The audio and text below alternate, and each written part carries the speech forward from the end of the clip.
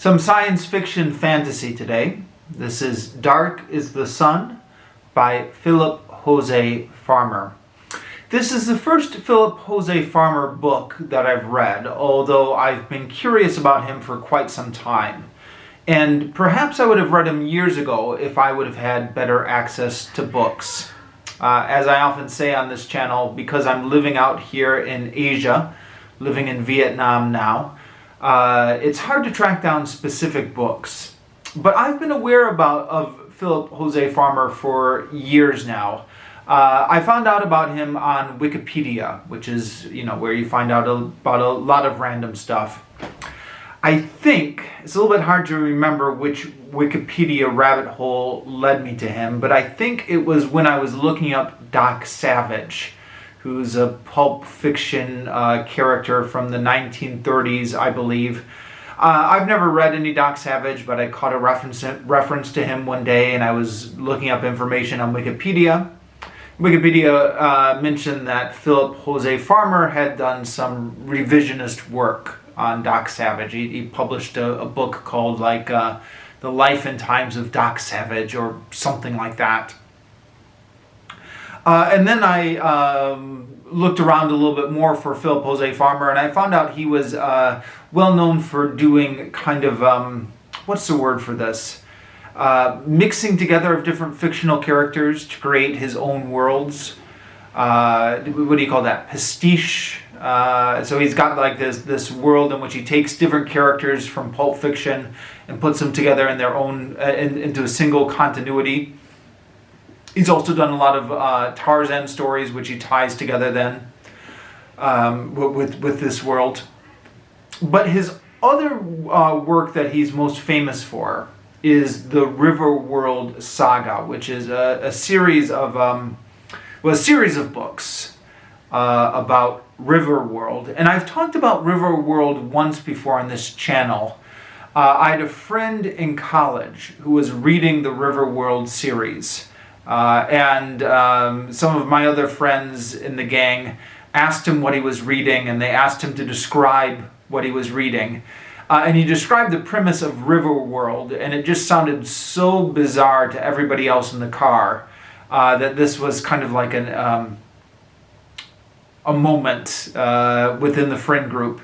And so because of that memory, when I found the Riverworld, Riverworld was also a TV pilot at one point, I think in the early 2000s. I think it was the Sci-Fi Channel. They tried to make a movie out of it, a TV show out of it. They filmed the pilot. The pilot didn't take off, but you can watch the pilot as like a TV movie of Riverworld. And I did, and I reviewed it on this channel years ago, and I'll leave a link to that review in the description down below. But anyways, that was what I knew about Philip José Farmer, and I had been curious to check him out for some time, based on what I knew about him. But just didn't come across any books by him until I found this book at a used bookstall here in Book Street, here in Ho Chi Minh City, where there's a number of used bookstores that are housed. You can see that it's a little bit worn, and because of the climate, the humid climate tends to cause discoloration in the pages here.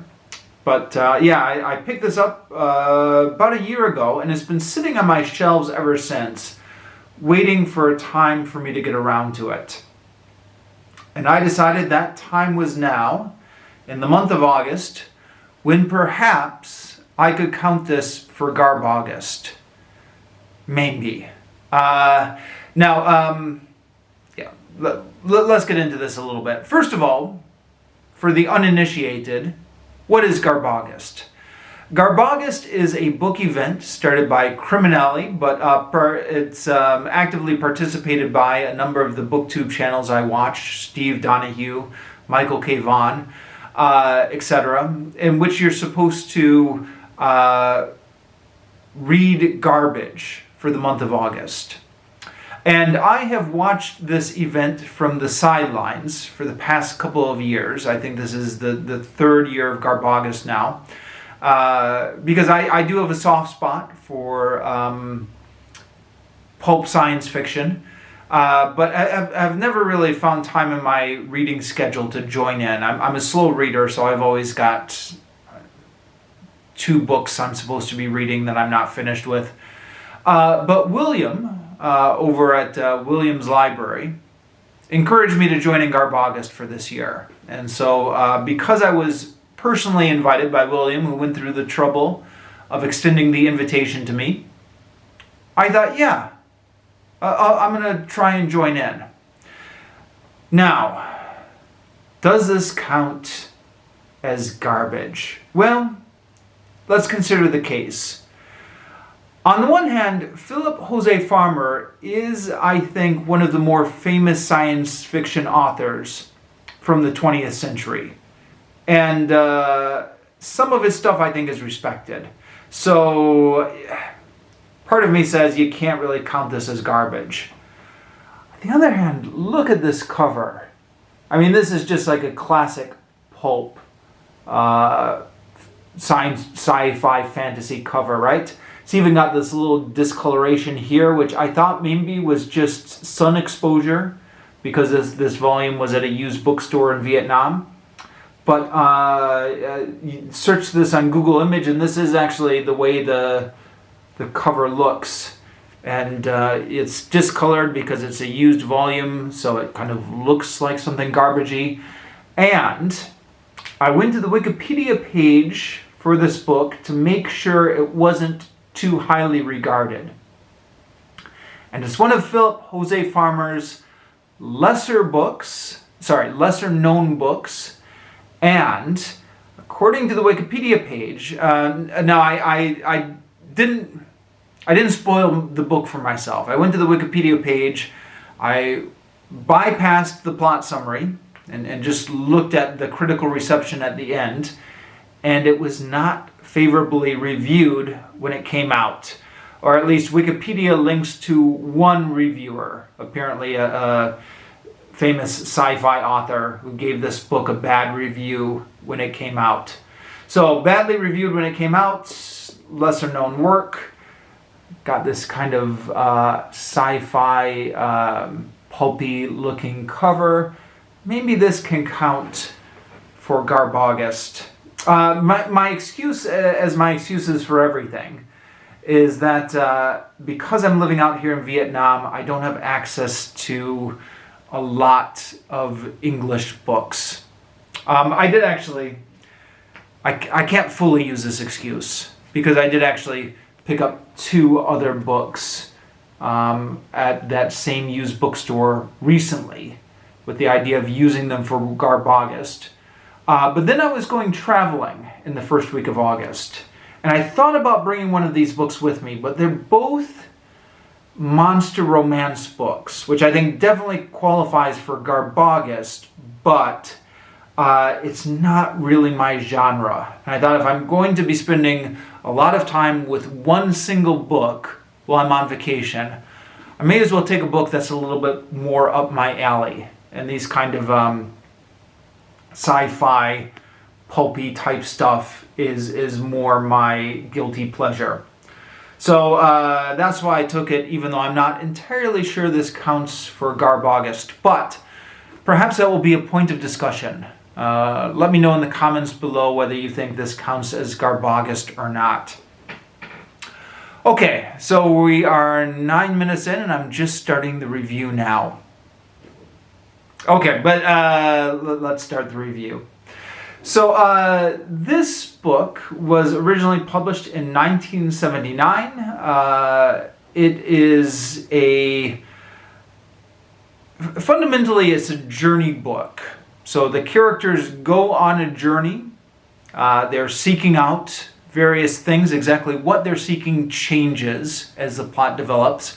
But they're wandering around this future Earth, and they are encountering a lot of weird things and a lot of dangerous things along the way, which they have to either fight or escape or investigate or navigate in some way. It reminded me a lot of the Wizard of Oz books, which I've read and reviewed on this channel. In the sense that the Wizard of Oz books are almost all journey stories. Dorothy and her friends are walking along the road, and then they encounter various strange creatures. I'm sure there's 100 other comparisons about journey stories. But this, even though it's a lot more violent and morbid than Dorothy and the Wizard of Oz, is very much that same vibe. You're walking along the road, you encounter lots of strange things, and then the interest is not so much from the characters themselves, who are a bit bland, but the interest is from all the strange and bizarre things they encounter along the way. And I think that bit is true both of the Oz books and of this book. In the Oz books, the characters... Well, actually, I take that back. Some of the characters in the Oz books could be a bit wacky. Dorothy herself was a bit bland. But anyways, enough of that comparison. This book takes place 15 billion years in the future at the end of the universe. Now, this book had me going to Wikipedia a little bit to kind of look up the timelines of the end of the Earth and the end of the universe. I believe, if I'm remembering correctly, the Earth's sun will die out in 5 billion years from now, which is a fact that I find somewhat depressing, although you can get all philosophical about it and think, well, why should I care? I'm going to be long dead. Everybody I know is going to be long dead. But there is something, I don't know, we humans are somewhat invested in the project of humanity, right? We want to leave humanity in a better place when we die, and we imagine that even though our lives are short and that we die, there's some sort of philosophical consolation from the march of progress and of humanity. I know.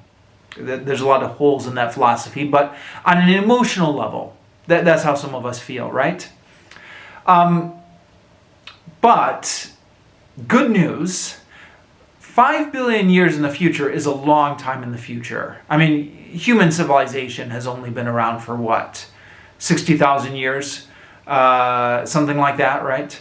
So if we have like 5 billion years in the future, imagine the possible technological progress that could be made by 5 billion years in the future, right? The humans could develop space travel. We have space travel now, but like space travel that actually is convenient. We could colonize other planets. We could maybe find a technological solution to prevent the sun from blowing up.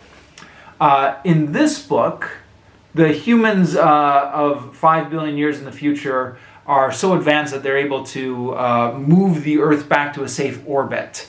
And then they're able to ignite the moon, and then the moon is actually going to be like take the place of the sun. But that's actually not the plot of this book. This book takes place not 5 billion years in the future, but 15 billion years in the future, in which the universe is ending. So if the thought of the sun ending depresses you, as it kind of does a little bit me, the thought of the whole universe ending is even more depressing. But this is, a scientific theory that as the universe keeps expanding, or maybe as the universe keeps contracting, one or the other, there's going to be some sort of thing where the particles something. I don't understand it, but the universe is going to possibly end at some point. So that's when this book is taking place. Earth has been saved from the disaster of the sun burning out. But now the universe is ending, and it's 15 billion years in the future. Now, humans are still around, but humans have gone through several periods of civilizational buildup, and then apocalypse, and then devolution back to primitivism.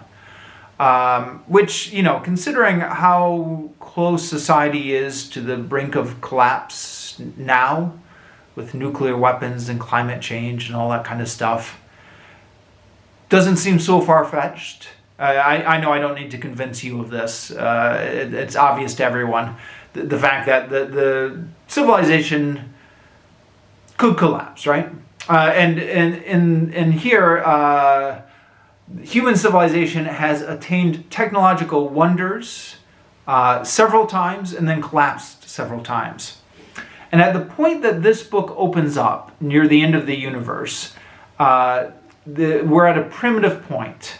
So the humans are living in primitive tribes in the jungles, but there are remnants of technology from vanished civilization that are kind of around the world, that nobody really understands how they work, but some of them still have some sort of power. So it's kind of the post-apocalyptic type future scenario. Now, because it's 15 billion years in the future, there are all these weird life forms that have evolved. Now, some of them are quite similar to creatures that are alive nowadays. Like there's a creature that resembles a crocodile, a creature that resembles a dog and a cat. But a lot of these are just ridiculously fantastic creatures, which is something I was reading some of the Goodreads reviews after I finished this book. This is something that some people either love or something that some people really hate.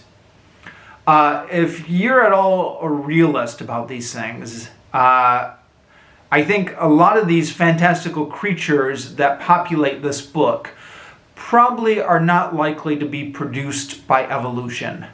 There's just a lot of really bizarre creatures that don't seem like they'd be realistically selected by nature. So a number of the reviewers said this is more fantasy than science fiction. And it is. But if you want to just read about a bunch of really bizarre creatures, then this book can be fun. And there's a lot of really bizarre creatures they encounter. Spoilers, I guess. I'll get into spoilers. And I say spoilers because the fun of reading a book like this is encountering these bizarre creatures as you flip the pages. So the more I talk about that, the more pleasure I'm taking away from you if you ever want to read this book. So I guess take that as your cue to stop watching the video now. But there are these ships, like these sailboats, that sail in the air and are populated by these carnivorous bat-like creatures who inhabit the sailboat. And it turns out that the sailboat is made out of these bacteria-like organisms that come together to form this living sailboat. And then it's in a symbiotic relationship with these carnivorous bat creatures who live in the sailboat and then will fly out of holes to catch prey and then bring that back to the ship. And then they eat the prey, and then the prey decays, and that feeds the microscopic, it's not microscopic, but like the bacteria-like organism which makes up the living sailboat. Or they're in the water, and there are these sailboats. These sailboats that are in the water, but they're actually like giant monsters that just look like sailboats, and they mate with each other by one creature shooting cannons into the other creature. That's how they're inseminated. I just realized as I was talking that both of these examples are sailboat-like creatures. But it's not all sailboats. There's like a fox-like creature who evolved into a human-type being. There's dolphins who have evolved into a human-like being. There's plants who have evolved into a human-like being. The plant man, Sloosh, you can see him on the cover here. There is some hand-waving to try and explain these bizarre creatures. One is that Mother Nature, because Mother Nature realizes it's the end of the universe, is trying to populate the world with as many strange creatures as possible in order for them to have a chance of escaping the death of the universe. I'm not sure evolutionary scientists would go with that explanation, but that's the explanation that's given. The other explanation is that apparently at some point in humanity's past, there was some bioengineering going on, which for whatever reason, humans in their laboratory were making intelligent beings out of various creatures. So there's a human-like creature which is descended from dolphins, which it's vaguely suggested was created by humans in the laboratories many years ago, back before the collapse of one of the collapses of human civilization.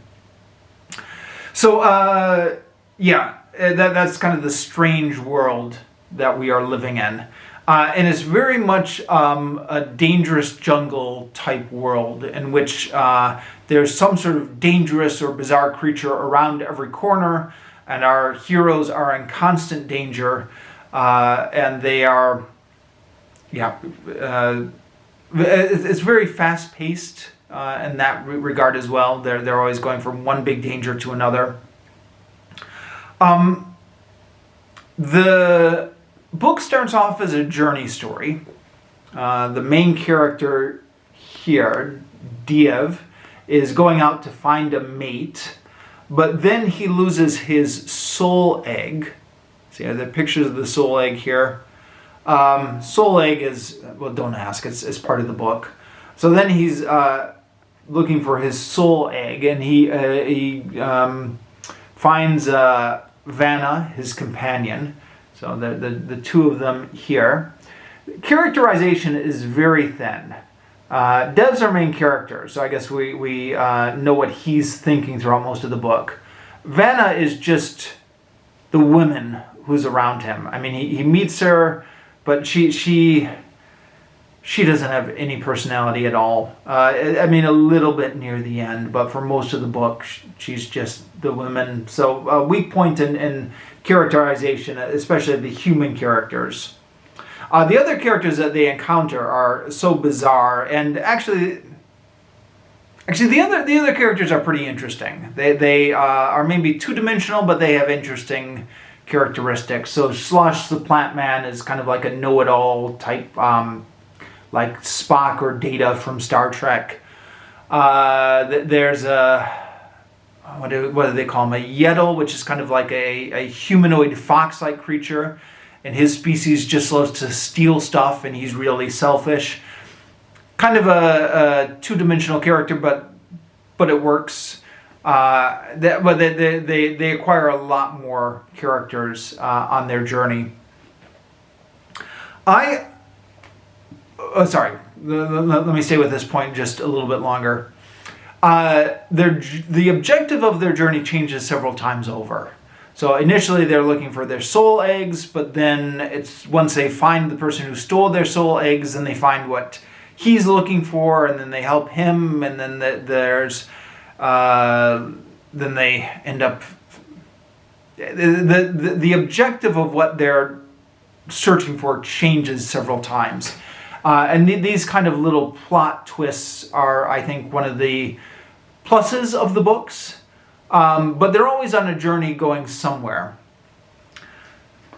I have read a few reviews, including the one that I mentioned that was linked to from Wikipedia, and also some of the ones on Goodreads, criticizing the prose style of this book, saying it was... I think the consensus seems to be that it's functional prose, but it's rather bland or pedestrian. I thought the prose was all right. I thought it was quite well done in some places. Some of the descriptions were a little bit hard for me to follow, but it was describing a lot of very bizarre and magical type of landscapes. It wasn't that hard for me to follow, actually. So I thought it was all right, but I seem to be on the minority in this. And I'm not an overly literary type person, like when it comes to analyzing prose and stuff like that. So I could well be missing something. That seems to be a common criticism of this book. Some scenes are better done than others. So there's a scene in the beginning where he's fighting like a crocodile type creature in the river. And I thought that was a scene where there was a very good build up and suspense and then payoff. I was quite impressed by that. Some of the other scenes later on in the book when they're encountering other dangers are a little bit more rushed. The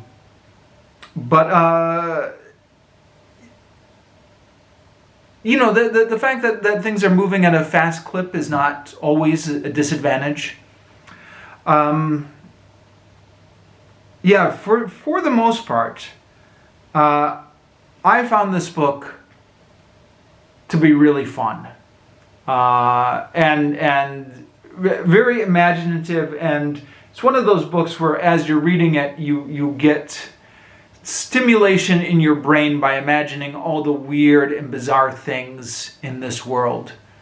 I mean, you're not learning anything because none of it's real, but it's stimulation for the imagination. And I quite enjoyed this book along those lines. So, I would maybe give this one a cautious recommendation.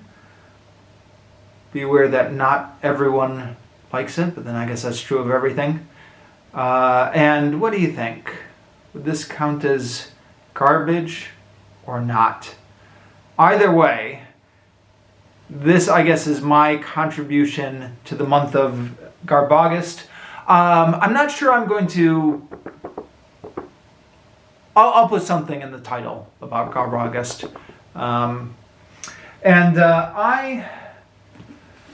I picked up these two books at the used bookstore stall on Book Street for Garbaugust, but with apologies, I'm not going to read them. They're used books, so I didn't pay that much money for them. I have gotten some news that I may be making a major move sometime in the future. I'm not going to say too much about it at the moment, but I am looking at my bookcase of unread books, and I'm thinking to myself, which books do I absolutely want to read before I make a move? Because you can't take everything with you, right? And the Garbaugust books are books that they're not high on my list of must-reads. But there are a few books I'd like to read before I leave my book collection behind. So that's going to be my priority for the next couple months. Sorry, Garbaugust, you guys will have to carry on without me. All right. Thank you very much, BookTube, and see you next time.